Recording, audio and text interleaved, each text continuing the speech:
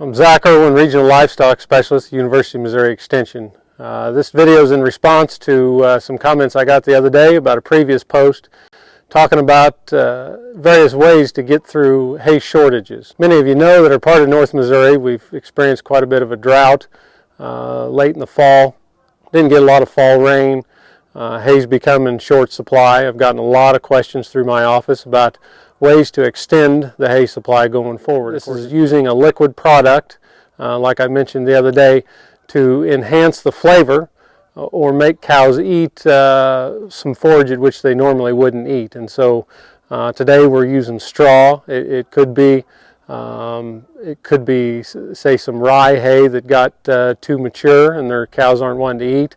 It could be a lot of different factors, but I get a lot of those questions that come through the office that talk about, I've got a little bit of hay, but the cows won't eat it, and it really doesn't do much for the hay supply moving forward. And so today what I'm going to do is I'm just going to show you a real rough way to apply a liquid product to a forage source that cows won't eat. A little bit of a disclaimer first is that one thing I would stress as a nutritionist is if cows aren't willing to eat it, you need to figure out why. Is it a product that they're not willing to eat? Is it a maturity issue? Or is it something like a mold or mycotoxin issue that might be a problem for the animals health-wise? And so, you know, we don't want to compromise health or immunity of those cattle. And so forcing them to eat something that they wouldn't eat for various reasons, if we're talking molds and mycotoxins, is a different story. Today, like I said, we're talking about baled oat straw, really. And that, you know, we know oat straw has some value to it, but it's fairly low palatability. It can replace a forage source, but it doesn't have a lot of actual nutrition to it. This product that we're going to be using today is a QLF product. It's called Quality Liquid Feeds.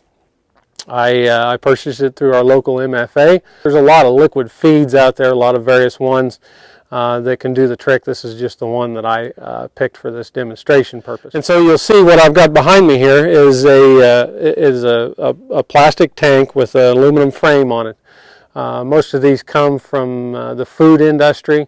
One thing I will say as a word of caution, watch where you get these, because a lot of these can be used for chemical application too. It's against federal regulations to take a chemical application tank and put something feed grade in it, even if you're feeding it through livestock. You'll see that I've got the bales turned up on end, and that'll allow our liquid to soak through the bale as much as possible, because what the animals are really going to be going after is what touches the liquid feed. And you're going to have a little more waste to this, and we'll talk about that at another video post. It takes about an hour, maybe 2 hours, depending on how tight your bale is, and that goes back to what you've baled it with, to get it to soak through. And so we're going to apply it. We're going to give it some time, and then we're going to flip the bales back over once we feel like it's had ample time to soak through. Just a word of caution in using these plastic tanks before.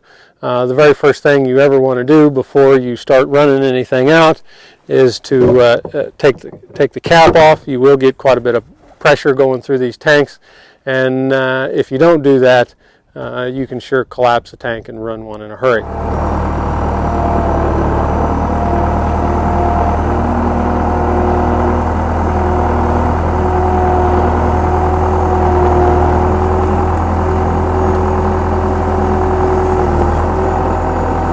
I hope you enjoyed the video. It was a bit of a crude representation of putting liquid feed on a poor forage product to improve consumption.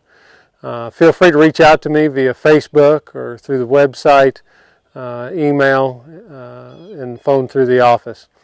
Again, I hope you enjoyed the video, and I'll talk to you next time.